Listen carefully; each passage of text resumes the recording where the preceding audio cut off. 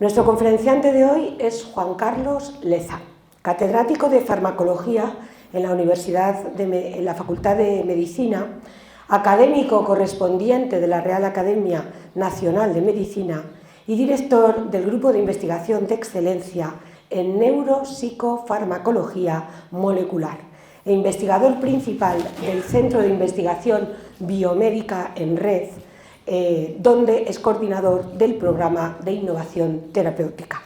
Muchas gracias, profesor Leza, por acompañarnos. Es posible que para muchos sea difícil saber qué hace un investigador que estudia neuropsicofarmacología molecular. Pues bien, por decirlo de una forma sencilla, él seguro que lo hará mucho mejor, es una de esas personas que hacen investigaciones básicas de laboratorio y que con su equipo y gracias a un trabajo durísimo consiguen ir mejorando los tratamientos farmacológicos de las patologías neuropsiquiátricas, por ejemplo, de la psicosis, he visto en los artículos. El profesor Leza se licenció y doctoró en Medicina y Cirugía por la Universidad Complutense de Madrid, donde fue premio extraordinario y completó su formación investigadora, como muchos grandes investigadores, en los más prestigiosos centros de investigación del Reino Unido y de Canadá. Desde aquellos tempranos años, el profesor Leza ya se sintió atraído por investigar el tema del que hoy ha venido a hablarnos. Así que podemos decir, sin equivocarnos, que lleva toda una vida estudiando y como experto a nivel nacional e internacional sobre el tema del que ha venido hoy aquí a San Lorenzo, a nuestros jueves, a hablarles.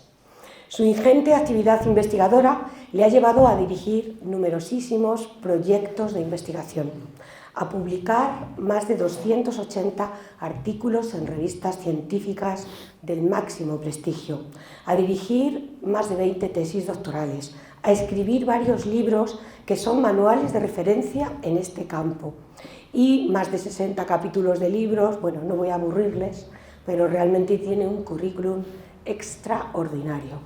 Además, lleva a cabo numerosísimas actividades de eso que llamamos transferencia, es decir, de que los resultados de sus investigaciones lleguen a la sociedad. Habiendo desarrollado, por ejemplo, 2 patentes y formando parte de numerosísimos comités de evaluación de calidad científica nacional e internacional y de varios consorcios de investigación regionales, nacionales y supranacionales de neurociencias y salud mental. Creo que se darán ustedes cuenta de que tenemos aquí a uno de los más grandes en investigación. Pero además de esa tarea investigadora, me gusta mucho reconocer la tarea del profesor Leza como profesor. Digamos que lo lleva en la sangre. Es un gran profesor, con muchos alumnos, con muchos discípulos, que como él dice, tienen que mejorarte, ¿no? Cuando los discípulos son mejores que tú, entonces todo va bien, ¿no? Yo no sé si serán mejores que él, desde luego me cuesta creerlo, pero lo que sí es verdad es que lleva mucho tiempo y ha dedicado una vida académica a esa labor de docencia, de formar investigadores y grandes médicos, ¿no? que también llevan a cabo un trabajo que nos beneficia a todos al final, ¿no? Tiene numerosísimas estudiantes predoctorales, postdoctorales de distintas áreas biomédicas. El grupo de investigación que él coordina es además emisor y receptor de investigadores hacia numerosos países como Brasil, Estados Unidos, México, Italia, Polonia, Reino Unido, Cuba. Es decir, que estamos también haciendo ciencia también para fuera de nuestra querida España. Esta brillante trayectoria docente e investigadora del profesor Leza la ha compaginado además con puestos de responsabilidad en nuestra universidad. De hecho, él ha sido director del Departamento de Farmacología y Toxicología y quizás algunos de ustedes también le recuerden porque en tiempos estuvo como coordinador de salud en los cursos de verano que se celebran aquí. Y como él mismo dice en su currículum, y a mí esto me parece muy importante, divulgar la ciencia y la actividad investigadora es parte de mi trabajo. Son palabras suyas, no mías. Así que estamos ante uno de nuestros científicos más solventes, que cree en este proyecto que llevamos aquí para divulgar la ciencia por los propios expertos, para hablarnos del tema del que él sabe más, yo diría que nadie, y además con una gran importancia, que es el estrés y la salud mental. Así pues, es un honor y un placer presentarles al profesor Juan Carlos Leza y su conferencia ¿Por qué el estrés es malo para tu cerebro? Implicaciones en salud mental. Cuando quiera, profesor. Muchas gracias. ¿Me has dejado?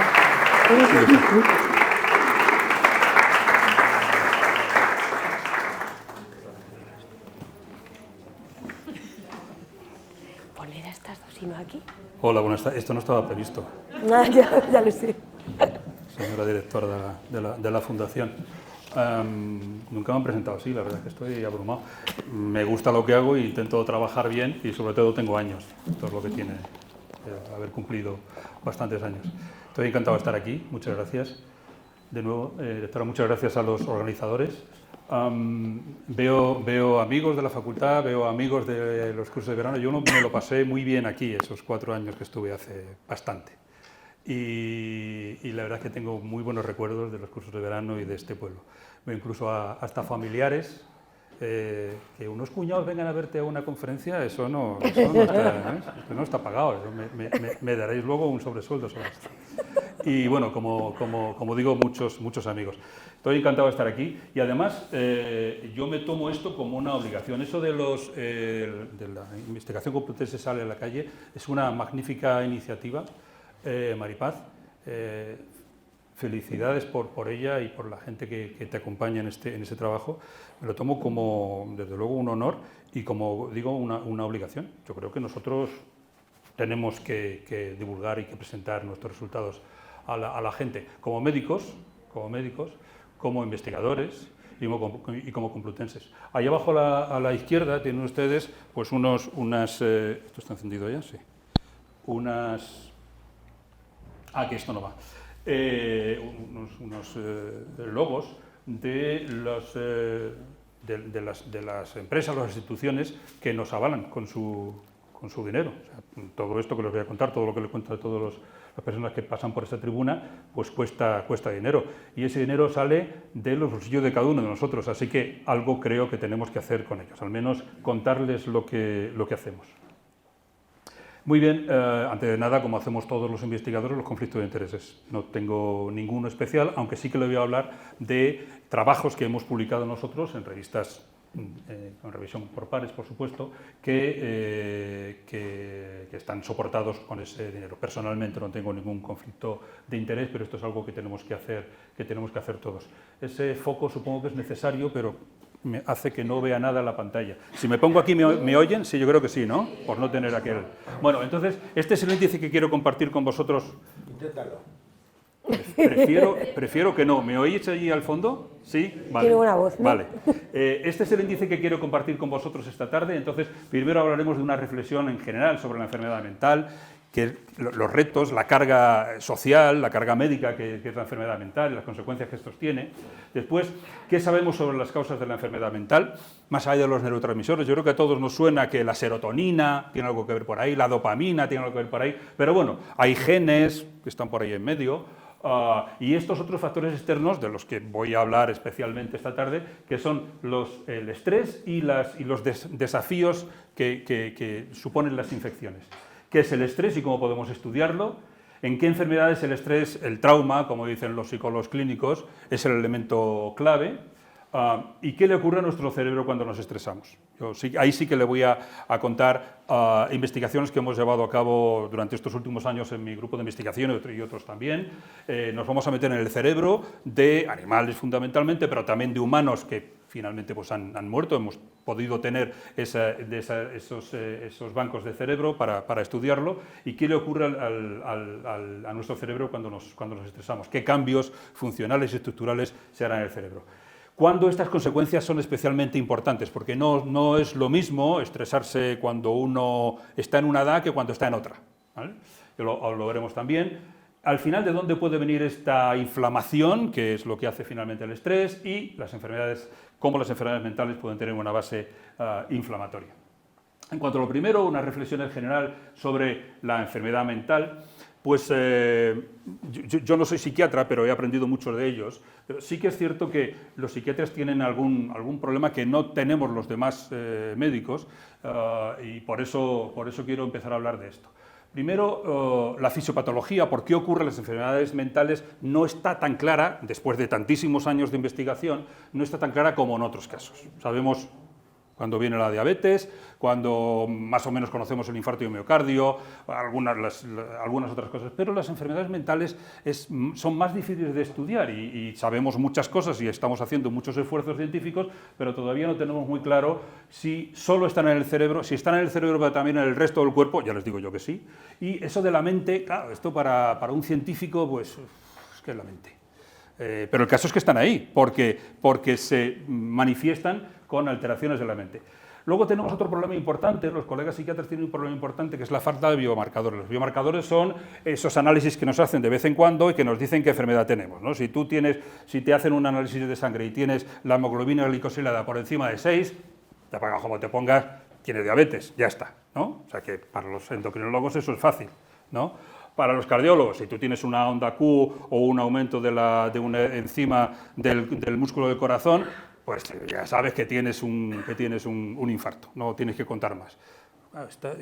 Los psiquiatras, ¿cómo hacen esto? No tenemos buenos biomarcadores. Tienen que hablar con el paciente, con las personas que le rodean, y luego además tienes que hablar con un paciente que muchas veces el problema que tiene es que no interpreta bien la realidad. Y ellos, los psiquiatras y los psicólogos clínicos, pues tienen este problema importante. Tercer problema, el gran entrecruzamiento en la apariencia clínica de diferentes enfermedades mentales. Todos más o menos nos viene a la mente la depresión, la esquizofrenia, el trastorno bipolar, como las tres principales, ¿no? ¿Y el trastorno bipolar qué es? Algo que a veces es depresión y a veces es esquizofrenia. Es como que todo es lo mismo, ¿no? Y una anorexia nerviosa a veces lo primero que tienen es una depresión y otras veces tienen una psicosis, ¿no? Y un trastorno obsesivo compulsivo ocurre en cualquier psicosis. Así que realmente hay un entrecruzamiento sintomático que es muy difícil de ver.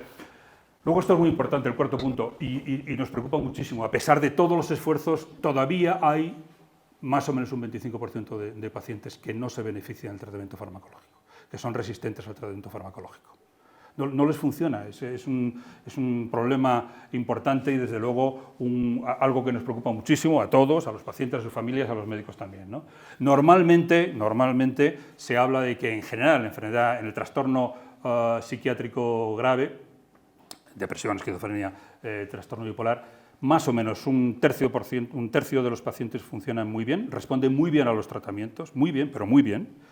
Otro tercio responde bien, tienen una vida más o menos normal, pero tienen muchos efectos adversos, siempre tienen que andar cambiando los fármacos, y hay casi un 30 o un 25% de pacientes que no responden bien. Eso es una malísima noticia y es algo que evidentemente nos preocupa mucho y por eso estamos aquí, nosotros y otros muchísimos grupos de investigación en el mundo, claro. Y luego, por último, la eficacia aún limitada de estos fármacos para atender a toda la sintomatología de la enfermedad, ¿no? La enfermedad psiquiátrica se manifiesta en la forma en la que uno ve la vida o interpreta la vida o las relaciones, etcétera, pero luego también tiene muchos síntomas internos, ¿no? Hay mucha gente que gana muchísimo peso en 3 años. Hay otra gente que tiene una diabetes, hay otra gente que tiene... Bueno, pues... hay otra gente, por ejemplo, que los fármacos les producen una disminución de sus capacidades cognitivas. Esto es un problema importante. Así que es evidente que necesitamos mucha más información más allá de los neurotransmisores clásicos.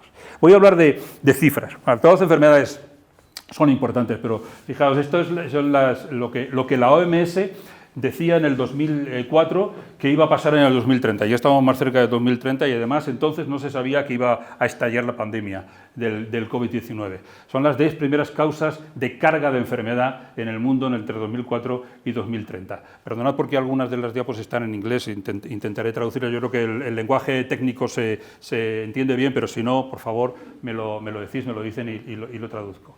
Entonces, las primeras eran las infecciones respiratorias, las enfermedades de diarrea, la depresión, estaba la tercera. Y fijaos cómo va a subir la primera y más allá con cifras por encima en el año 2030. Esto se suponía que iba a ser así y desgraciadamente va a ser así.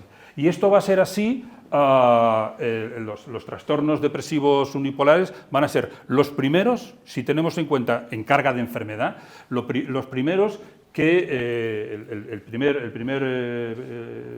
rango número 1, en el primer puesto, tanto en países supuestamente ricos, del primer mundo, con buenos sistemas de salud, como en países de medio, como en países con sistemas de salud mucho peores. O sea que realmente esto es un problema general que nos va a afectar, nos está afectando ya a todos los países. Hay algunas páginas en las que podemos ver cómo se están moviendo las enfermedades a lo largo del tiempo, de los años.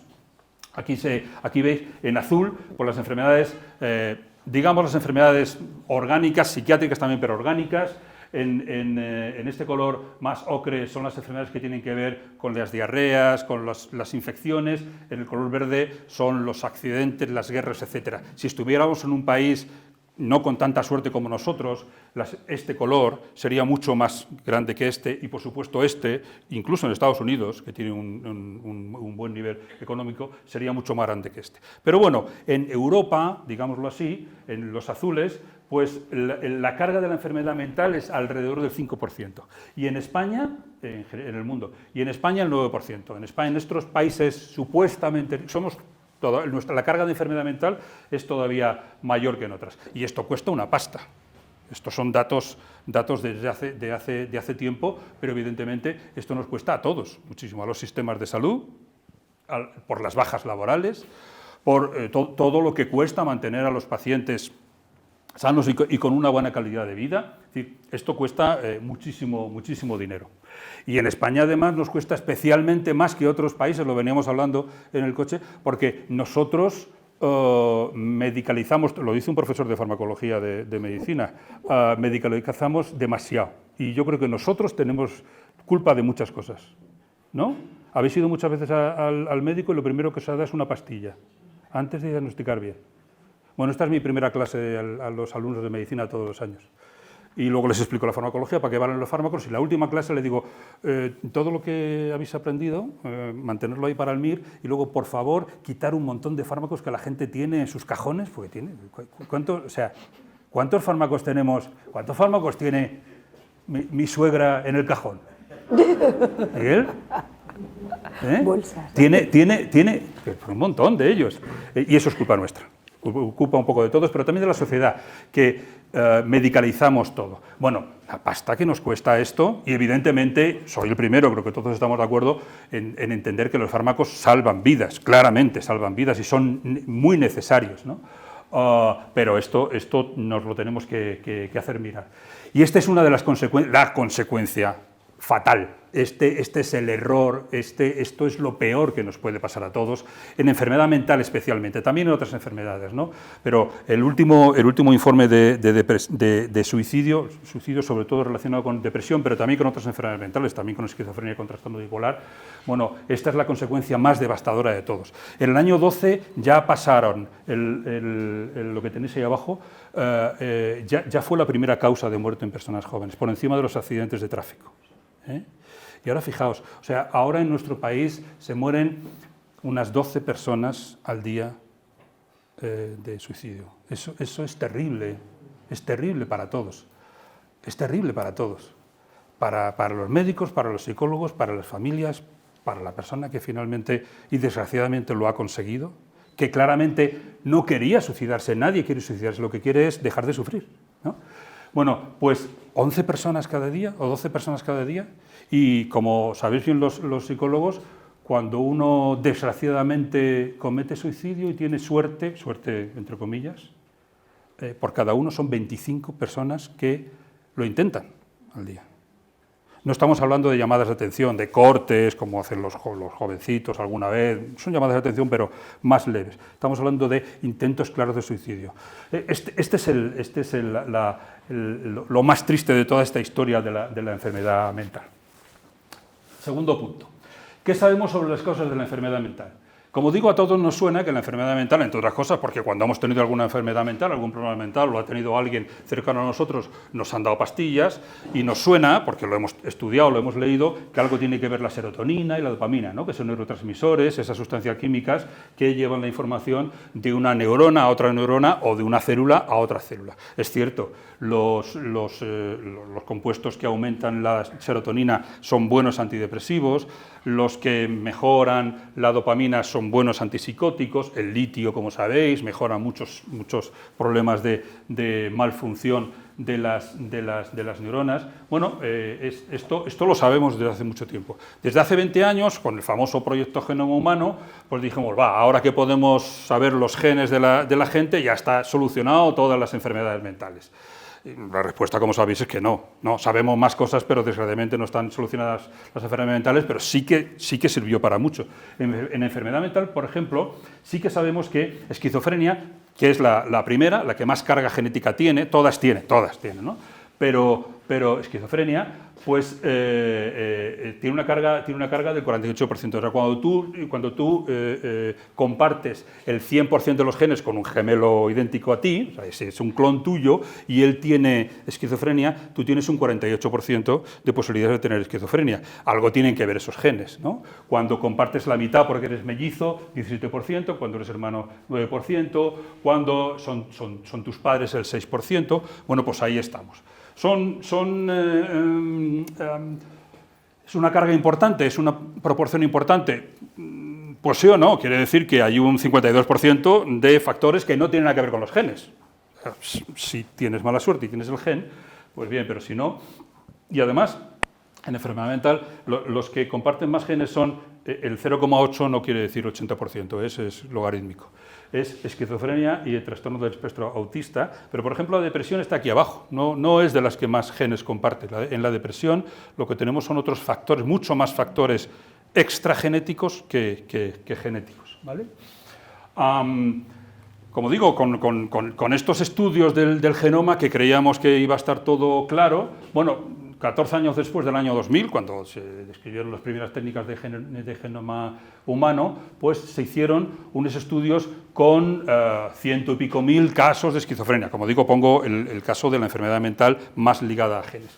Y aquí, en estos plots que se llaman de tipo Manhattan, bueno, se llama así porque simplemente son como si fueran rascacielos, pues estaba claro que los genes que pasaban de la línea esta hacia arriba, o sea, los que estaban implicados en la enfermedad, eran del grupo que tenían que ver con la respuesta inmune o inflamatoria, estos de aquí, y con el estrés, algunos de estos de aquí. Sí, también algunos con la serotonina y con la dopamina, es decir, que algo teníamos que ver por ahí. Inflamación, inmunidad y estrés tienen algo que ver con la enfermedad mental. Fijaos que la respuesta inflamatoria, la inflamación, y el estrés son las dos respuestas automáticas del organismo. O sea, nosotros necesitamos estresarnos para responder a los estímulos externos y nosotros necesitamos estimular la inflamación para responder por ejemplo, a los bichos que vienen a atacarnos, ¿no? Si no nos estresáramos no funcionaríamos bien y si no nos inflamáramos pues no podríamos terminar con los virus, con las bacterias, etc.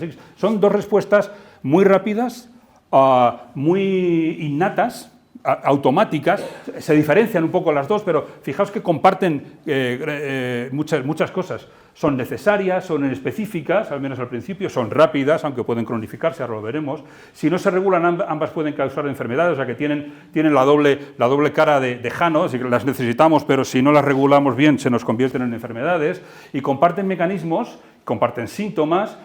Un mecanismo importante, ahora hablaremos un poquito de esto, es que en las dos se produce una enorme cantidad de radicales químicos que se llaman radicales oxidativos, ¿no? Que oxidan mecanismos íntimos de las células, ¿no? El problema, además, es que cuando miramos el cerebro, que como sabemos es el órgano más importante, es especialmente sensible a este daño oxidativo, no es capaz de manejarlo muy bien. El plasma, el hígado y otros muchos sistemas del organismo manejan bastante bien el daño, la carga de radicales oxidativos. El cerebro, primero, necesita muchísimo oxígeno, y oxidativo necesita oxígeno, ya lo dice la palabra, y segundo, es muy rico en lípidos, y los lípidos, la grasa, es una de las primeras cosas que se oxidan, ¿vale? Así que por eso digo que es muy fácil que el cerebro se oxide, ¿eh? Y luego además el cerebro, como digo, como viene en esta parte de la balanza, no es tan rico, no es tan bueno defendiéndose de este daño oxidativo.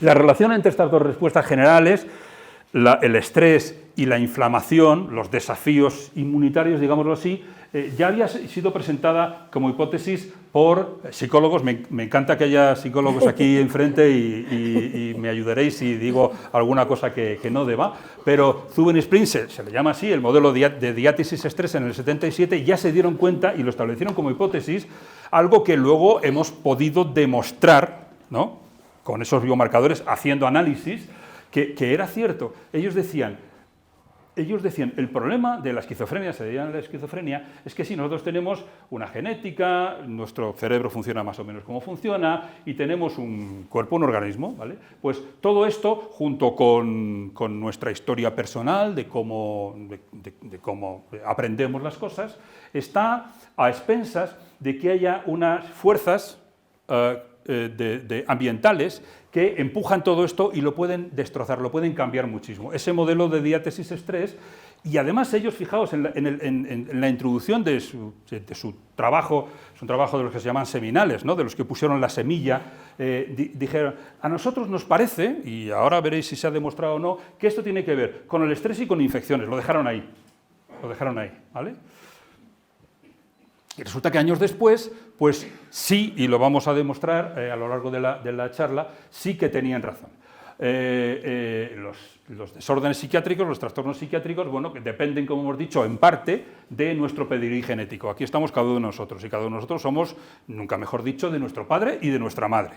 De nuestra madre siempre, y del padre a veces, pero de la madre siempre, y además de la madre doblemente, porque de la madre tenemos sus cromosomas y sus mitocondrias, que, como sabéis, tienen ADN también. O sea que somos más hijos de la madre que del padre. Y entonces lo que ocurra entre aquí y aquí, o sea, si realmente al final nos comportamos como sanos, no sé si hay algún sano en la sala, yo desde luego no, pero con síntomas esquizofrénicos, de bipolaridad, de trastorno de depresión, pues todo esto es lo que va cambiando, estos genes son los que van cambiando a lo largo del crecimiento. Y esto es lo que llamaron Zuben y Spring la vulnerabilidad, ¿no? En realidad, el hecho de que nosotros finalmente demostremos enfermedad, no la demostremos, quiere decir si somos más o menos vulnerables. Y el problema es que en personas vulnerables, personas genéticamente vulnerables, pues pueden estar en esas fuerzas que decían ellos, haciendo que sus genes finalmente claudiquen y muestren la enfermedad. No todos los que tienen los genes muestran la enfermedad. Solo los que tienen los genes son vulnerables y además están sometidos a esas fuerzas inflamatorias o de estrés, etc. Y efectivamente, estas fuerzas que veis aquí pueden dejar una impronta. Es lo que se llama los cambios epigenéticos, ¿no? El gen puede modificarse por un montón de cosas, y entre ellas, como veis ahí, estrés, maltrato infantil, estrés, infección y algunos tóxicos también, pero sobre todo, como veis ahí, estrés e infecciones. Y luego esto, además, hace poco se ha puesto ya de manifiesto en estos análisis que se llaman metaanálisis o análisis en forma de paraguas. No sé si estáis familiarizados con esto. Uno hace un estudio y entonces ese estudio, los resultados de ese estudio es un original de investigación. Cuando mi grupo, tu grupo hacen unos estudios parecidos y alguien coge todos y los resume, eso es un metaanálisis, ¿no? Y esto se hace metaanálisis de metaanálisis. Y claro, los resultados de los metaanálisis quiere decir que tienen muchísimos más grupos que lo apoyan y muchísimos más N, ¿no? Han sido muchos más individuos. En estos metaanálisis, pues en estos análisis de tipo paraguas, pues se dice y se ha demostrado que efectivamente, no solo en la depresión, no solo en los problemas afectivos y en la esquizofrenia, los problemas del trauma, especialmente el trauma infantil, luego volveremos un poco a eso, y los problemas de las infecciones son estos empujadores que dejan esa impronta. ¿Qué es el estrés? ¿Cómo podemos estudiarlo con modelos preclínicos y cómo se evalúa en humanos? Bueno, el DLE, la Real Academia Española, dice estrés es la tensión provocada por situaciones agobiantes que originan reacciones psicosomáticas o trastornos psicológicos, a veces graves. Pues bien, claro, hay que estar de acuerdo con la Real Academia Española. Hay una parte del estrés que es la respuesta normal, que es lo que diríamos el eustrés, el estrés bueno, el que nos permite responder rápidamente a un problema, ¿no? Pero bueno, aquí ellos hablan del estrés malo, ¿no? El distrés, ¿no? El estrés es la forma que tiene el organismo de reaccionar ante un estímulo que se percibe como un desafío. Eustrés, estrés bueno, contra disestrés, el estrés malo. Y esto es interesante, los estímulos estresantes pueden ser físicos, psicológicos, reales o no, pero eso no os tengo que contar nada. A todos en la vida, desde luego, nos ha pasado en la vida que te has preocupado por algo y te has estresado por algo y resulta que es una movida que te has montado en tu cabeza. O alguien te ha hecho creer eso. Bueno, pues eso nos está ocurriendo. Conocemos el estrés, en realidad esto vino hace 100 y pico años de la ingeniería de materiales, esto se lo debemos a los físicos. Ellos decían un material puede ser sometido a una fuerza, en realidad etimológicamente estrés es fuerza, sometido a una fuerza y entonces el material puede tener una deformación elástica, tú haces la fuerza pero luego el material vuelve a una deformación plástica, haces más fuerza y el material no se rompe, pero ya queda deformado, o si haces mucha más fuerza se fractura. Bueno, pues esto es algo que luego cogieron los biólogos y dijeron, esto me vale a mí para estudiar el estrés, que puede ser interesante en las etapas de alarma o resistencia, en las etapas de defensa o de adaptación al medio, pero claramente puede afectar a la enfermedad. Debemos a Selye, entre otros muchos, en la descripción del síndrome general de adaptación, es cómo el cuerpo responde al estrés y además le debemos a él la primera explicación biológica de lo que ocurre. El cerebro, a través de los órganos de los sentidos, percibe el estrés, el que sea, ¿no? Un león, un cocodrilo o un coche que te va a atropellar, ¿no? Lo percibe y en ese momento pone en marcha todo el organismo, especialmente pone en marcha el hipotálamo, la hipófisis y de ahí las glándulas adrenales. Yo creo que esto lo es conocido por todo el mundo y de ahí se liberan un montón de neurotransmisores, especialmente las famosas hormonas del estrés, el cortisol y la adrenalina y la noradrenalina. Normalmente, cuando uno funciona bien, cuando un organismo funciona bien, pues al estrés se responde así y luego así, ¿no? Respondes y dejas de responder y ya está, has solucionado tu estrés. Porque el problema, si no haces lo rojo, es si haces lo azul o lo verde oscuro, es que o no respondes, con lo cual te pilla el coche, o respondes y estás siempre estresado, con lo cual te intoxicas, ya veréis cómo, te intoxicas durante muchísimo tiempo, tus neuronas van a sufrir durante muchísimo tiempo.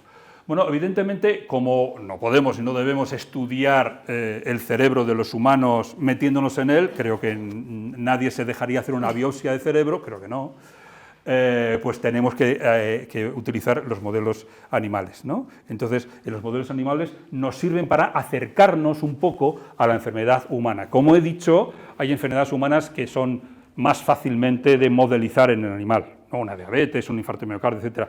Las enfermedades que tienen que ver con la mente son mucho más difíciles, pero aún así nos intentamos acercar algo, ¿de acuerdo? ¿Pueden los animales sufrir trastornos mentales como los humanos? No, o al menos no lo sabemos. Hasta ahora ningún animal nos ha dicho cómo ve el futuro y cómo ve la vida, ¿no? Sí que se habla de ciertos estados pseudo-depresivos en animales, ¿no? Pues sí, tenemos la suerte de que los animales que nosotros utilizamos, que son sobre todo los ratones y las ratas, tienen unas estructuras cerebrales parecidas a las nuestras, tienen menos corteza, pero funcionan más o menos igual que nosotros, pero hay algunas que no. Tenemos la suerte de que podemos estudiar alguna de sus conductas y suponemos que es parecida a lo que nos pasa a nosotros cuando estamos deprimidos o cuando tenemos algún estado psicótico, pero realmente no se puede hablar de depresión o de esquizofrenia en primates, en perros, en roedores y, como digo, de esquizofrenia mucho menos. Lo que hacemos es ver cómo se comportan, intentar entender que eso es parecido a cómo nos comportamos los humanos, por eso hablamos de modelos preclínicos de interés para el estudio de enfermedades mentales, y de ahí luego ya, ellos sí que nos dejan, no les preguntamos tampoco, hacer muestras de cerebro, de sangre, de lo que sea, ¿de acuerdo? Aún así, evidentemente, con unos estándares de ética en investigación animal muy estrictos y cada vez más. En mi laboratorio y en todos los laboratorios de los que trabajamos con animales de experimentación, cada vez se utilizan menos animales de experimentación. Tenemos también la suerte de que ahora somos mucho mejores en acercarnos a la célula o a la molécula que éramos antes, ¿no? Así que hablamos de modelos preclínicos de interés porque muestran comportamientos de tipo depresivo o ansioso, porque las respuestas fisiológicas son similares a las nuestras, porque las lesiones cerebrales son similares a las que tenemos nosotros y sobre todo porque responden a los mismos tratamientos. Si no responde al mismo tratamiento, no estamos hablando de lo mismo. Si yo a un animalito que creo que está deprimido le doy antidepresivo y no funciona, probablemente lo que estoy viendo no es una depresión. O sea que también el hecho de que respondan a fármacos a los que nosotros sabemos que respondemos es una pista muy importante. Pero como intento decir con esta foto de aquí, no todo lo que se parece es igual. Por eso tenemos que tener mucho cuidado con nuestros modelos animales. Lo que hacemos nosotros, ¿te ha gustado eso, no? Se dicen que los amos se parecen a los perros, o al revés, los perros a los amos. ¿Sí? Bueno, para acercarnos un poco al estudio de la enfermedad mental en animales de experimentación, lo que hacemos es producir algún tipo de estrés a los animalitos, a las ratas o a los ratones. Hay algunos, por ejemplo, como la separación materna, el trauma infantil, luego hablaremos, es uno de los más típicos. Durante poco tiempo, durante horas, se separa a las PAS de las madres. Se les puede inyectar algún agente inflamatorio que no les produzca una inflamación general ni una sepsis, pero que ya les produce ese tipo de comportamiento. Se les puede dar a beber corticosterona, se les puede quitar o poner un gen, podemos hacer eso, o podemos ponerle al lado de un animal que sea más poderoso que él, de otra especie, o que simplemente esté más arriba en la escala social de él. El que más utilizamos para medir depresión es que es el Unpredictable Chronic Mild Stress, es estrés crónico no predecible de pequeña intensidad durante 2 o 3 semanas. Lo que se hace es molestarles un poquito, se les molesta un poco, ¿vale? ¿De acuerdo? Se les cambia el serrín, o se les quita la luz durante algún tiempo, se les cambia la luz, son pequeños estreses, se les molesta un poco a los bichos, pero claro, son animales que están siempre viviendo en las mismas condiciones. Eso es suficiente para que muestren un comportamiento de tipo depresivo y nosotros intentemos ver ese comportamiento, por ejemplo, porque no hacen bien sus nidos, porque no cuidan bien de la prole, porque cuando les das chocolate no les gusta. La anedonia, por ejemplo, el no sentir placer es uno de los síntomas típicos de la depresión. A quien no le gusta el chocolate o a quien no le gustan las cosas que nos hacen sentir placer a las personas que tienen depresión, ¿no? Entonces, podemos establecer muchos modelos para, como digo, acercarnos a él. Esquizofrenia, como digo, es más difícil. En esquizofrenia lo que hacemos es el doble modelo de hacer un estrés prenatal o perinatal, por ejemplo, separando a los bebés de las mamás durante algunas horas, y luego en el momento de la periadolescencia o de la adultez de la juventud, añadirle un segundo estrés. Me diréis, ¿y esto por qué? Porque es lo que ocurre en la vida real. Luego os lo contaré. Lo más frecuente es que una persona que desarrolle esquizofrenia empiece con un primer episodio psicótico hacia los 13, 14, 15 años. Y la mayoría de esas personas es porque, y de esto sabéis mucho más los psicólogos que yo, es porque de pequeñitos han estado maltratados o mal cuidados o incluso abusados. La mayoría de estas personas, ¿vale? Esto es porque ocurre así. Hemos hecho algunas aportaciones precisamente discutiendo sobre qué modelos de estrés serían los más interesantes, ¿no? En humanos, los psicólogos clínicos lo que hacen es, o los psiquiatras lo que hacen es pasarles test. La escala de acontecimientos vitales estresantes, simplemente le preguntas a las personas, y entonces si sí, pues cuenta más que si no, ¿no? Si has tenido algún problema en la pareja, con el trabajo, si has tenido algún problema de alguna lesión, si te han echado el trabajo, etc. Y lo que se demuestra, es lo que quiere decir esta parte derecha de la presentación, lo que se demuestra es que las personas que han sufrido un estrés tienen más posibilidades al mes, a los 2 meses o a los 3 meses de tener una depresión. O sea, está muy ligado el hecho de sufrir y claramente expresar una depresión en personas que puntúan elevados en los modelos estos de estrés. Esta es la escala de estrés percibido también, que los psicólogos clínicos la utilizan muchísimo, y como digo, cuanto más puntúes, más posibilidad tienes de tener depresión.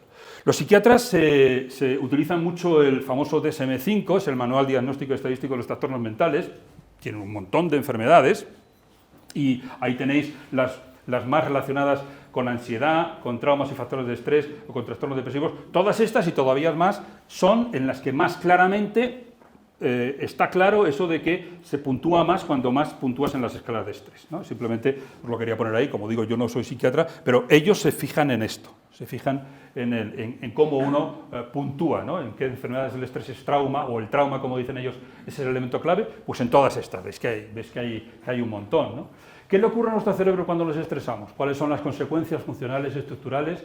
¿Cuáles son esos mecanismos intracelulares y intercelulares? Cuando Maripaz me pidió el título de la conferencia, dije, pues este mismo. No fui nada original, porque en el año 96 Robert Sapolsky ya lo utilizó en Science, porque el estrés es malo para tu cerebro. Lo publicado en Science, pero es un título poco científico, digámoslo así, para explicar ciencia. Pero bueno, estaba divulgando. Es fantástico, Robert Sapolsky, luego os lo presento, es un divulgador muy bueno, lo podéis ver en YouTube, tiene muchas intervenciones, por ejemplo, en el National Geographic, y él fue uno de los primeros que dijo, está pasando en el cerebro en la gente estresada. Y cogió estudios que no eran suyos, pero los estudió con detalle, y lo que hizo fue coger a personas en depresión, diagnosticadas de depresión, ¿no? Y aquí los puso cuánto tiempo estaban diagnosticados de depresión, ¿de acuerdo? Los días, los años que llevaban en depresión. Y aquí lo que hizo fue hacerle resonancias del cerebro y ver cuánto les medía el hipocampo, una zona del cerebro, la que, por ejemplo, regula la memoria, etc. Cuanto más tiempo estabas en depresión, más pequeño era tu hipocampo.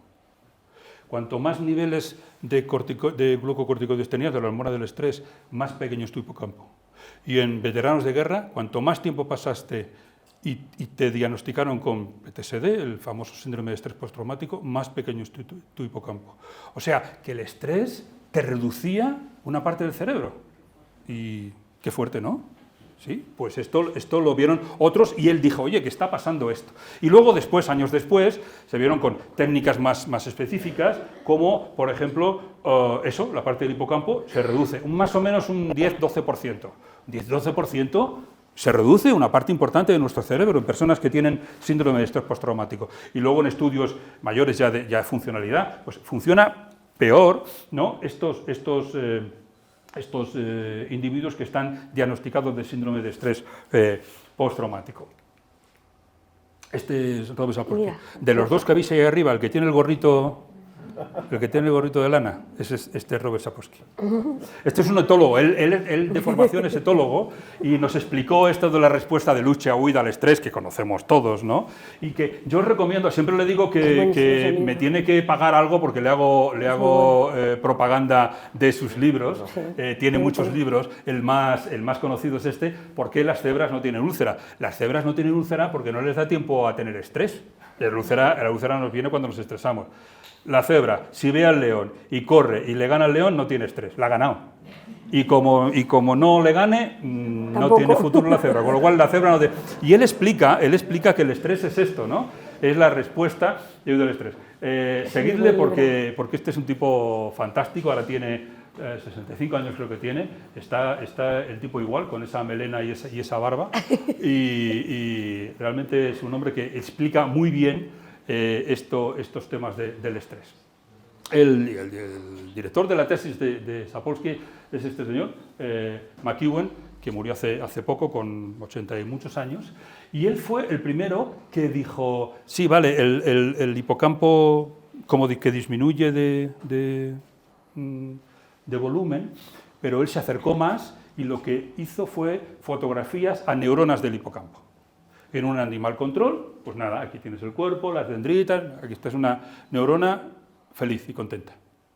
Y esta es una neuronita de un individuo que está sometido a estrés. Veis que tiene menos, ¿no? Tiene menos dendritas, son más cortas, etc.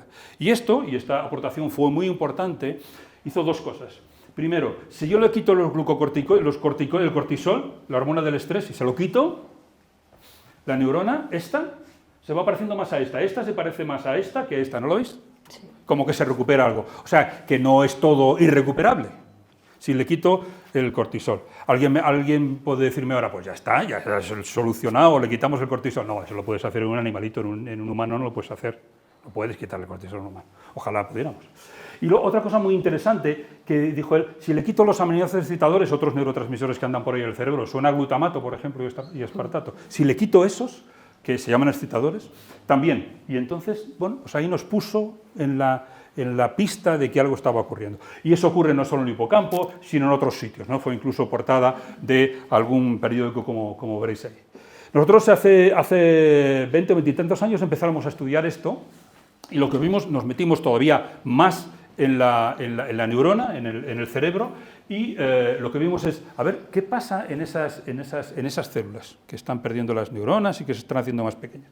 Lo que pasa es que se acumulan muchísimas especies reactivas del oxígeno, estas que son tan tóxicas, estas que producen el estrés oxidativo, o sea, producen mucha oxidación en esas neuronas, sufren precisamente por eso, porque se oxidan, ¿no? La glía se activa, aquí no se ve muy bien, pero sus ramas están mucho más activas, se acumula óxido nítrico y peroxinitrito, se acumulan estos compuestos que son muy tóxicos, y además ocurre en las personas, en los individuos sometidos a estrés, que, como os he dicho antes, el cerebro no es muy bueno defendiéndose, y el antioxidante que debería estar funcionando, como glutatión, no sé si suena glutatión, bueno, un antioxidante que debería estar funcionando, que nos funciona cuando funcionamos bien, pues no es capaz de revertir esto, ¿no? Esto es lo que está haciendo que esta neurona se convierta en esta. Bueno, no solo que se produce mucho estrés oxidativo por esa vía, también por otras vías, ¿no? Y esto tiene unas consecuencias funcionales muy importantes.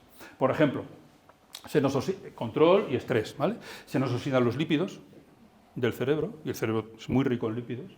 Hay un montón de elementos de dentro de las células que nos los encontramos fuera de las células, eso es que la membrana de la célula no funciona muy bien, eso es lo que llamamos citotoxicidad. La glucosa, de lo que se alimentan las neuronas, no se capta bien en las células, veis que el negro aquí está más bajo que el control, la glucosa no se recapta bien. Estos sistemas de recaptación del glutamato, que es ese elemento tóxico que tenemos ahí, que debería estar limpiando el glutamato para evitar eso que se llama excitotoxicidad, no funciona bien, está abajo. Fijaos lo que pasa con la mitocondria, la central de energía de la célula, funciona mal. Control y estrés. El estrés es más bajito en las mitocondrias, ¿de acuerdo? Funciona muy mal. Y bueno, hay algunas otras cosas que vamos a ir saltando. Nos llamó la atención una cosa muy interesante al propio Sapolsky, alguno de gente de nuestro grupo de investigación se fue con él a estudiar algunos años, y a nosotros también nos llamó la atención que esto de que hubiera mucha inflamación y mucho estrés oxidativo estaba ocurriendo cuando los glucocorticoides estaban muy altos. Pero los glucocorticoides no es lo que nos ponen cuando tenemos una inflamación, no nos ponen una inyección de Urbasón. El corticoide es antiinflamatorio, eso pone en el libro, y es antiinflamatorio. Y por eso dijimos, aquí está pasando algo. Por eso llamamos aquí lo de la paradoja glucocorticoidea. Y lo que pasa es, no os asustéis con estos, intentaré contarlo fácil. lo que está pasando es que hay alguien más poderoso que los glucocorticoides que está trabajando ahí para inflamar y para oxidar. Y este alguien es, bueno, una cosa que se llama, un factor de transcripción que se llama NF-κB, que está aquí, y que está activado por el estrés y que pasa al núcleo de la célula. Esta es la célula, ¿vale? Esta es la membrana de la célula, este es el exterior de la célula, la membrana de la célula, el citoplasma de la célula y el núcleo de la célula. Lo que pasa es que este, que está aquí más o menos tranquilo, el estrés lo mete dentro y aquí estimula la producción de genes, esos que producen la oxidación y la inflamación. Eso es lo que está pasando. Yo puedo coger los núcleos de estas células y ver que esa proteína hay mucho más en el núcleo que en la situación de estrés que en el control. Eso fue una de las primeras aportaciones que hicimos nosotros. Y una cosa, ¿cómo es esto de que el estrés entra dentro de la célula? Porque era como raro, el estrés entra dentro de la célula. ¿Quién le abre la puerta? El estrés es... Pues también lo encontramos. Os lo intento contar. ¿Os acordáis que antes os dije que en la respuesta inflamatoria, ¿no?, hay un sistema automático innato que estaba y que funcionaba siempre? Cuando tenemos un daño, cuando hay una lesión, cuando viene una bacteria, cuando viene un virus, lo que sea, está ahí como centinela y funciona siempre. Este sistema es el sistema de los receptores Toll, se llaman así, receptores Toll-like, ¿vale? Son receptores que están exterior de la célula, citoplasma y núcleo. Están aquí, fuera de la célula. Y están ahí intentando ver qué pillan, porque son los que dicen que la célula tiene que ponerse en marcha. ¿De acuerdo? Pues estos son los sistemas que nosotros comprobamos, ahí sí que fuimos pioneros en esto, nosotros comprobamos que son los que reciben la señal de estrés. Reciben la señal de estrés y no os voy a contar todas estas historias, pero ponen en marcha la célula. O sea, el sistema inmune, innato, el que funciona siempre, es el que pone en marcha el estrés. Nosotros podemos ver estos receptores, control y estrés, lo podemos ver en el cerebro más elevado, ¿de acuerdo? También más elevado. Lo podemos incluso hacer una foto a las células del cerebro. Estas fotos que ponemos nosotros aquí de colorines, nosotros somos capaces de fijar con un color, por ejemplo, verde, una neurona, una célula de la glía, y fijar con otro color, por ejemplo, rojo, pues la proteína. Si el verde y el rojo se juntan y hacen un amarillo, más o menos así, el microscopio nos dice, oye, están en el mismo sitio, están juntadas. Bueno, estas señales, aquí veis que está más amarillo, quiere decir que la neurona o la célula que estamos viendo está con este receptor cuando tiene este receptor aumentado cuando hay una señal de estrés. Eso es lo que quieren decir ese tipo de fotografías, para que las entendáis, ¿no? No solo este sistema NF-κB es el que comanda esta respuesta externa hacia el núcleo de la célula. Hay otros, que no os lo voy a contar, pero fijaos aquí también toda esta cantidad de proteínas que las dibujamos así, pues aquí también. Aquí el control es el blanco y el estrés es el rojo. Cuando hay estrés, todas estas cosas están activándose. ¿De acuerdo? O sea, como digo, no solo eso, son varios sistemas que funcionan poniendo en marcha a la célula, activando la célula. Curiosamente, y también como podía suponerse, pero había que demostrarlo, nosotros tuvimos la suerte de poder mostrarlo, estos sistemas están regulados, o al menos hasta un tiempo. El propio sistema intenta defenderse de esto y también tiene sistemas antiinflamatorios y antioxidantes. Y durante algún tiempo hay algún sistema que intenta que no se inflame tanto y que no se oxide tanto, ¿vale? Uno es este, otro es este, lo mismo, aquí están bajos estos sistemas, ¿vale? El problema es que estos sistemas se gastan. Llega un momento en que ya no son activos. Por eso el estrés crónico es el que produce la enfermedad, no el estrés agudo. ¿Cómo vamos de tiempo? Supongo que mal, pero... No, bien, vas bien. No me digas bien, que yo no... Que sí, que vas bien. ¿Cuándo eso? No. Directamente. ¿Cuándo estas consecuencias son especialmente importantes? Ya lo hemos apuntado un poco antes. Pues en los periodos en los que el cerebro es más vulnerable. ¿Y cuándo es el cerebro más vulnerable?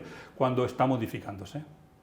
Desde la infancia hasta la juventud. Es ahí cuando estas consecuencias de oxidación, de mal funcionamiento, son especialmente importantes. Y fijaos, esto los psicólogos lo conocen muy bien, los psiquiatras también.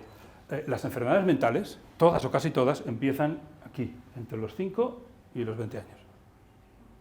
Todas o casi todas. Alguien me va a decir, no, pero a mí me dio la depresión, o a mi hermano le dio la depresión cuando tenía 40 años. Sí, vale, esa es la excepción. La enfermedad mental grave empieza entre los 5 y los 20 años. Casi todas, ansiedad, problemas de alimentación, problemas de uso de sustancia, depresión, trastorno obsesivo-compulsivo, trastorno de personalidad, esquizofrenia. Empieza ahí porque es en el periodo más vulnerable. Es cuando el cerebro se está reorganizando. ¿Vale? Tenéis en casa, si tenéis en casa adolescentes, ¿ah? los podéis entender. Los podéis entender porque su cerebro está... ¿vale? Está así. Fijaos, en este se ve mejor. Esto es lo que ocurre cuando dentro del vientre de la madre. Entonces el cerebro pues, va aumentando la proliferación de sus neuronas, migran cada una al sitio donde está, se arborizan, sacan todas sus dendritas, se mielinizan, ¿no? Y bueno, se nace y más o menos las cosas siguen para arriba a los 5 años. Y a los 10 años, y fijaos lo que ocurre aquí, entre 10 y 20, 25, y cada vez más, por cierto.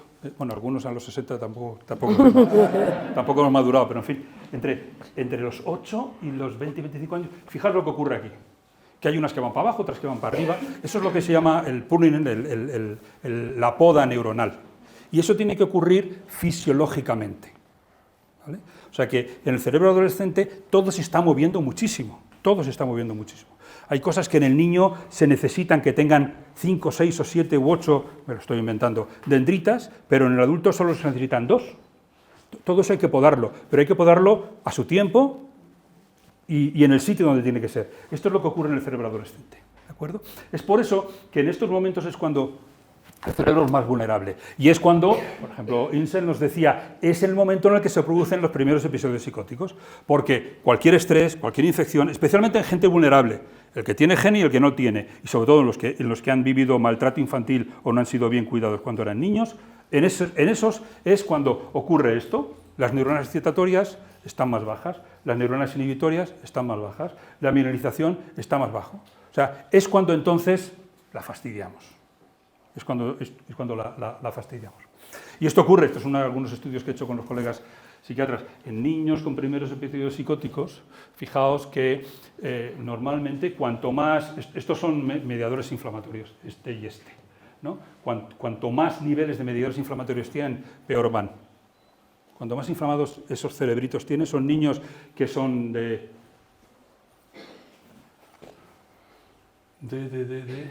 no, estos son ya adultos, gente con primer episodio pero adulto, de 27 años.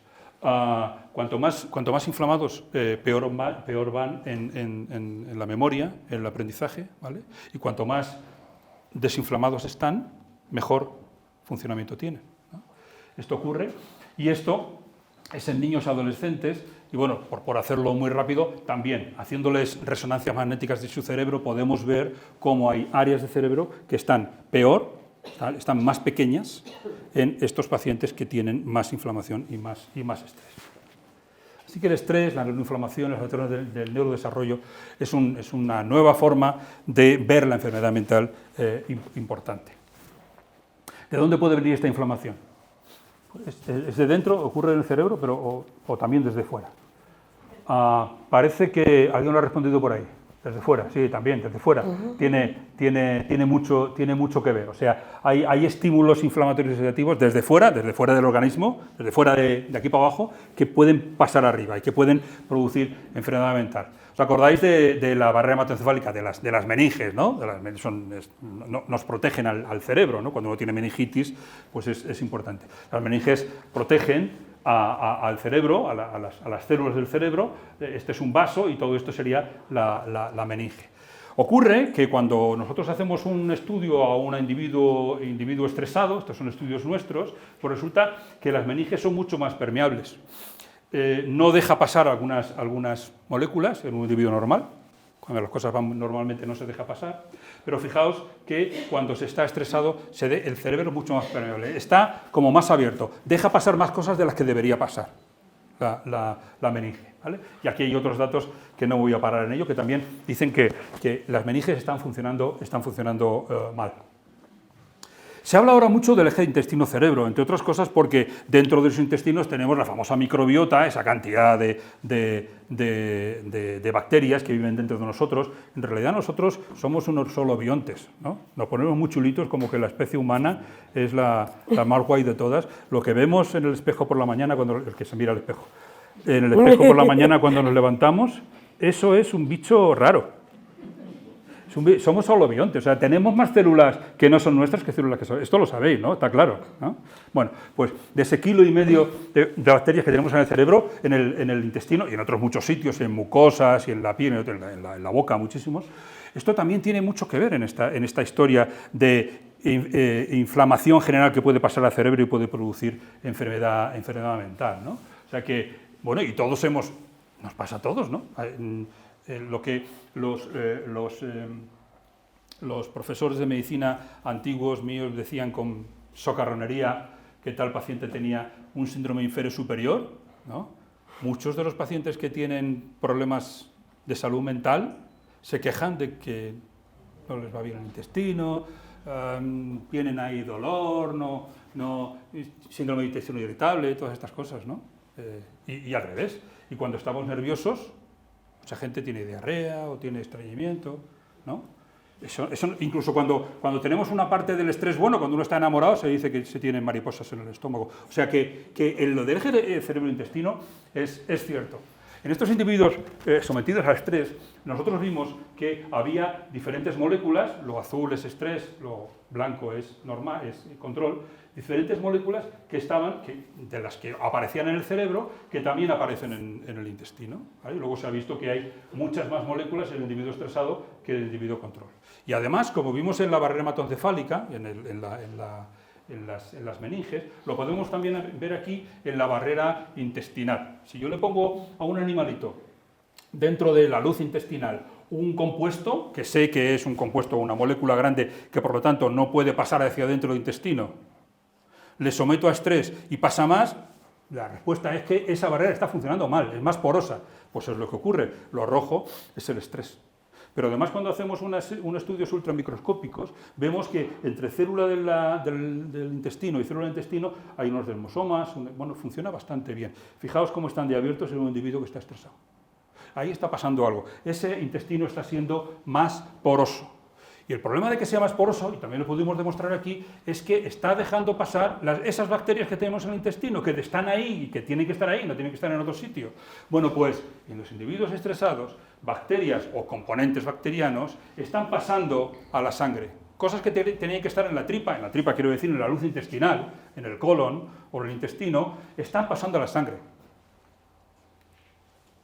Y si pasan a la sangre, pueden pasar al cerebro. Está bien, lo sabéis.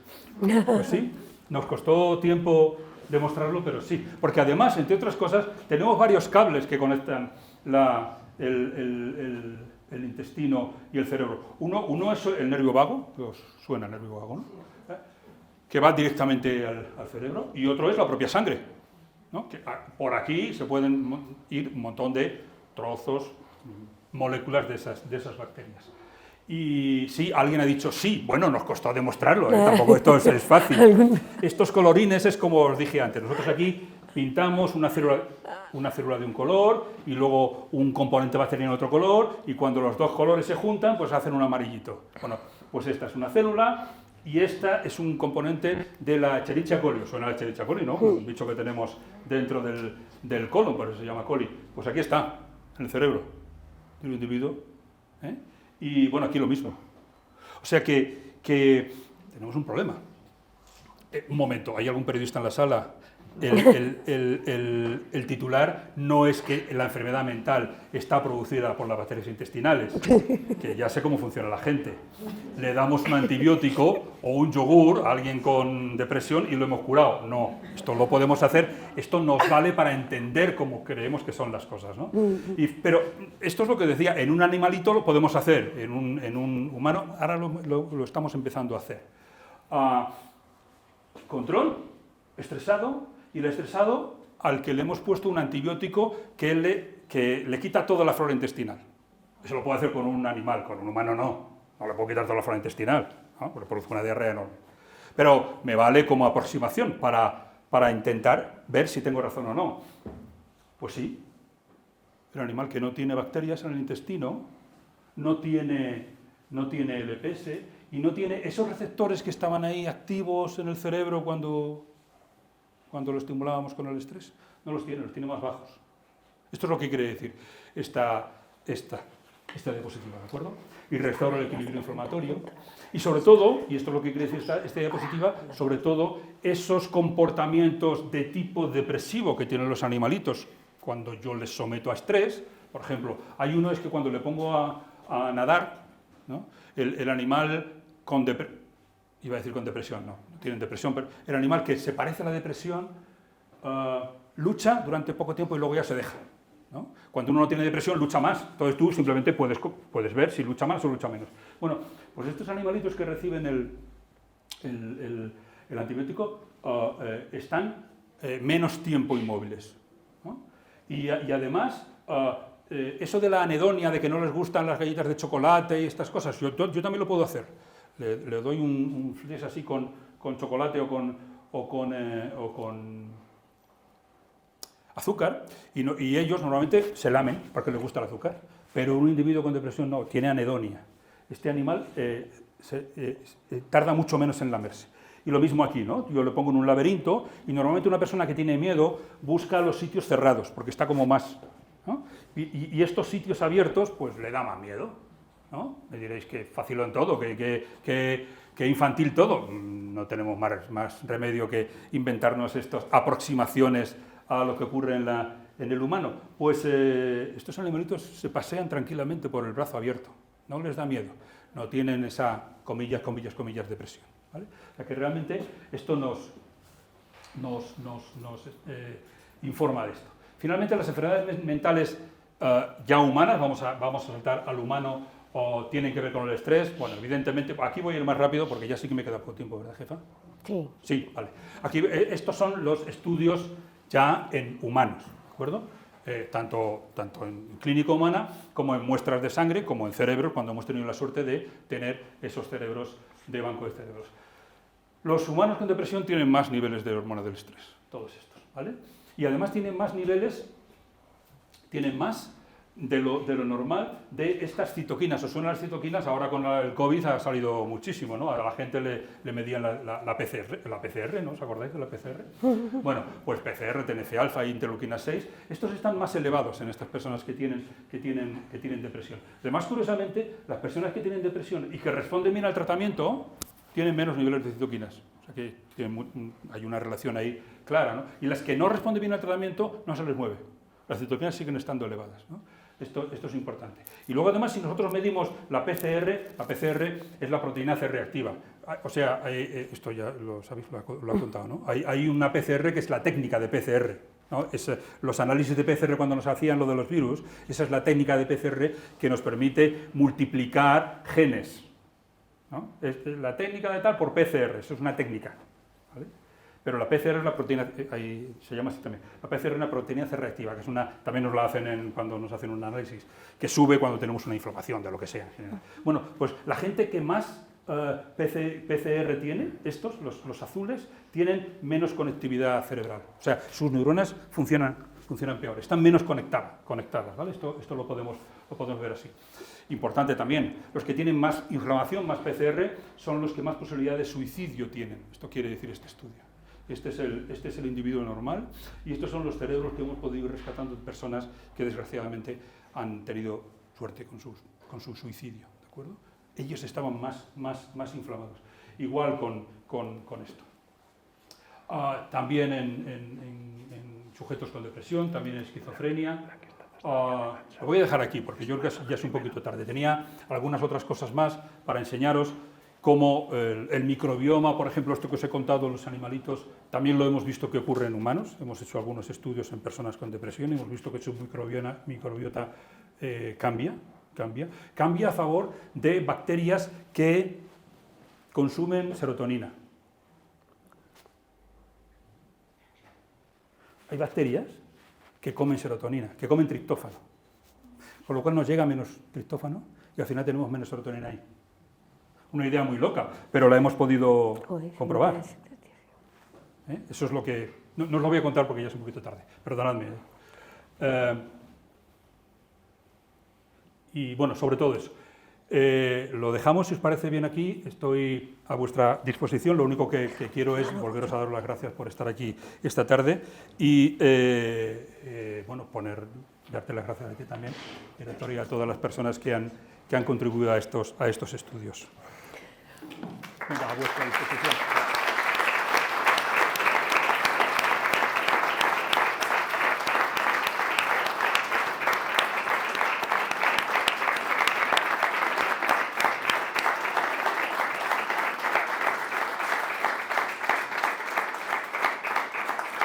Muchas gracias, profesor. ¿Tienes algún Kleenex por ahí? No sé por qué. Sí, creo que sí. A ver. ¿Por ahí? ¿Tienes algún Kleenex? Toma. Os juro que no estoy... Nada, no tengo COVID ni nada de eso. Muchas gracias. Me está tocando ahí la... Profesor, bueno, la conferencia ha sido magnífica en un tema dificilísimo de explicar, la verdad que... pero complicadísimo, o sea, realmente... El hacernos llegar estos estudios y las conclusiones a las que nos has traído, pues es un viaje que normalmente los comunes de los mortales no hacemos, y yo creo que es muy interesante que ahora pasemos a las preguntas, porque realmente pues sí que es posible que nuestro público quiera preguntarte alguna cosa sobre toda esta conferencia tan magnífica, ¿no? Y este esfuerzo que has hecho por llevarnos al mundo del laboratorio. Madre mía, qué mundo, más complejo. Encantado, y si no hay tiempo, tenéis mi mail ahí en la información, ¿no?, de la página web. Ya os había dicho que era una persona maravillosa, o sea me da tal que email. me escribís para lo que necesitéis. Bueno, muchas gracias. ¿Hay alguna pregunta que queráis formular? Por aquí.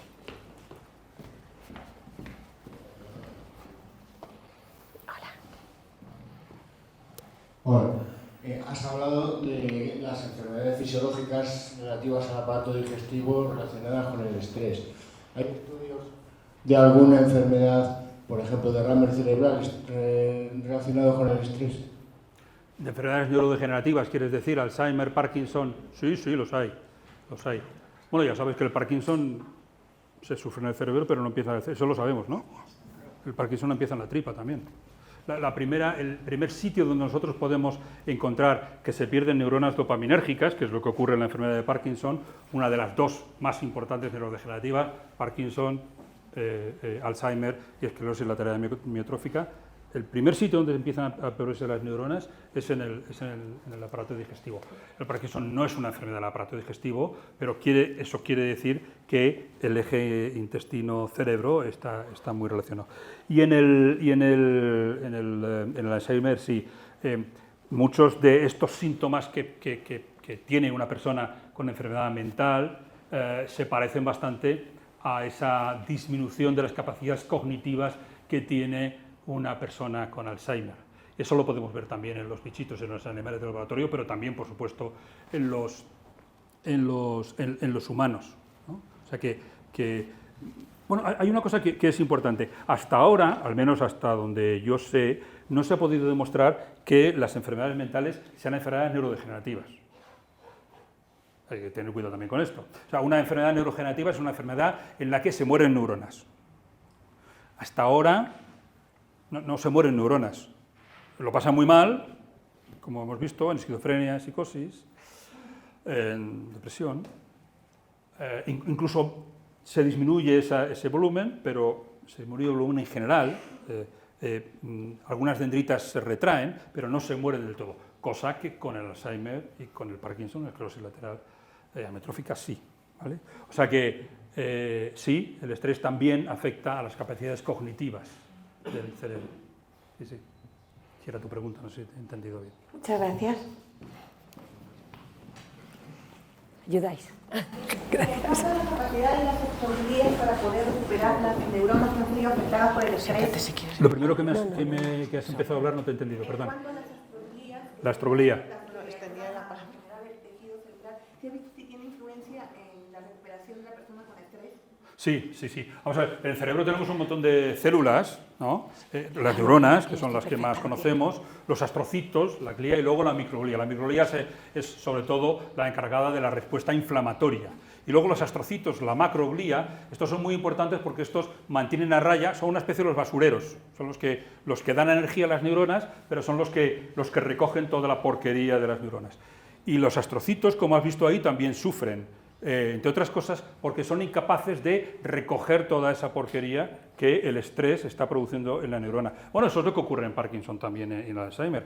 Parkinson y Alzheimer son enfermedades en las que lo que ocurre es que hay proteínas que no se lavan bien, ¿no? La parquina o estas muchas enfermedades lo que hacen es mantener dentro de la célula proteínas que deberían estar lavándose y que cuando se mantienen dentro las llenan de porquería y las matan.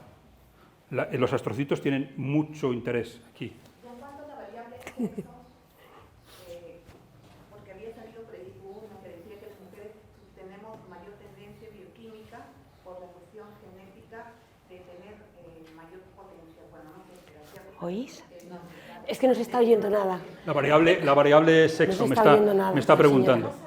Sí, bueno, nosotros evidentemente todos los estudios que Hoy hacemos... tenemos público, perdona, por todos los lados, escondido por todos los sitios. Pásate para acá porque no se oye nada. No, me está preguntando sobre la variable sexo, si es diferente. Todos los estudios que hacemos nosotros los hacemos en animales macho y hembra, por supuesto, y en la clínica, aunque la clínica es muy parecida, las enfermedades mentales no se sufren igual en mujeres que en hombres. Por ejemplo, la depresión es mucho más frecuente, casi 2 veces más frecuente en la mujer que en el hombre.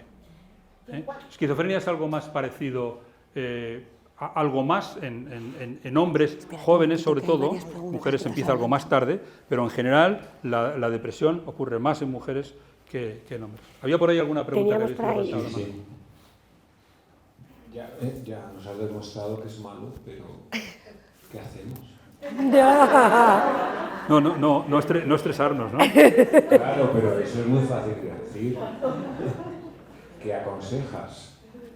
No, bueno, vamos, sí, ¿cómo prevenir? Yo sé de lo que sé y lo demás son opiniones. Yo creo que aquí deberían hablar más que yo los psiquiatras y los psicólogos, y hay varios en la sala, pero desde luego es muy fácil decir aliméntate bien, haz ejercicio, llévate bien con tu gente, disfruta de las cosas, pero eso es si puedes hacerlo, ¿no? Y poco más te puedo decir. Yo sé que desde el punto de vista bioquímico y farmacológico hay cosas que se pueden hacer. Por ejemplo, cuanto antes intervengamos en la enfermedad mental, mejor. Eso está clarísimo. Quítate de tóxicos, no fumes. No fuma nadie en la sala, ya lo sé, ¿no? No fuma nadie. Esto ya lo tenéis muy claro, no fuma nadie, ¿no? Entonces, quítate de tóxicos, especialmente de tabaco, de cannabis sobre todo, alcohol algo más también, en otras enfermedades. Y luego, desde el punto de vista farmacológico, sí que es cierto, cuanto antes empecemos el tratamiento, tanto de depresión como de psicosis, mejor va a ir. Eso está súper demostrado, súper demostrado. Bueno, yo retomo el guante de la pregunta y les invito a que hagamos también una conferencia sobre cómo manejar el estrés, que podemos hacerla perfectamente porque daría para mucho, y como es otro tema más... Pues eso, no se preocupen, que vamos a hacer una conferencia sobre cómo manejar el estrés. Y no sé si hay alguna pregunta más por ahí. Ay, disculpe, doctor. Tenía interés en saber si usted ha centrado su investigación en los doctorandos de nivel de 3 a nivel de la modificación del cerebro. ¿De la modificación estructural del cerebro? Por ejemplo, los daños que se han producido después. Por ejemplo, hemos visto que hay una gran incidencia de estrés en los estudiantes de doctorado. Bueno, yo sí estoy en los míos no. Yo los trato bien.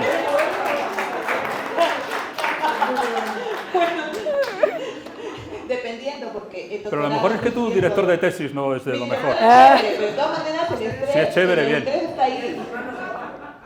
Muy bueno, muchas gracias.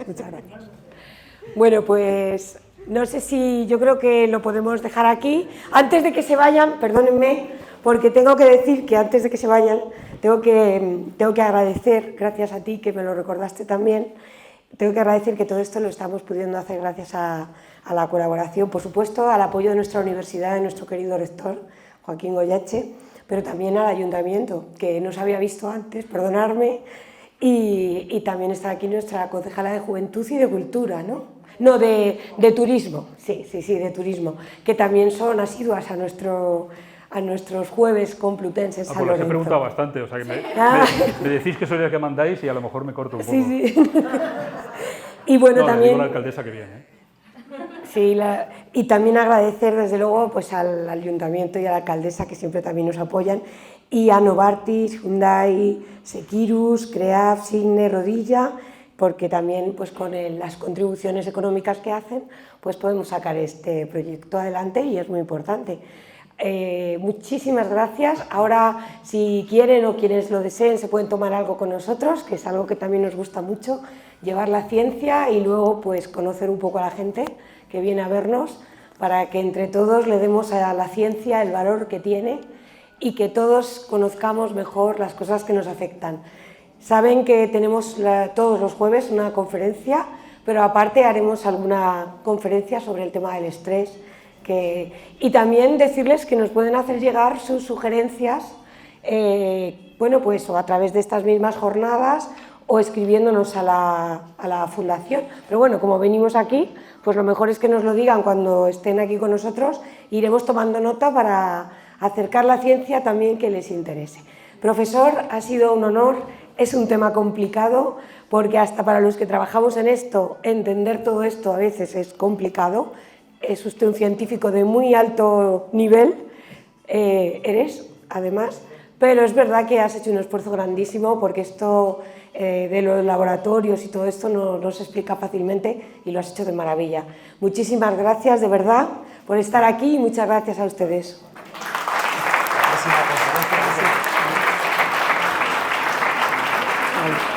Sí. La próxima conferencia será a cargo de la profesora Mariluz López, ¿cómo se descubre un fármaco? Muchísimas gracias.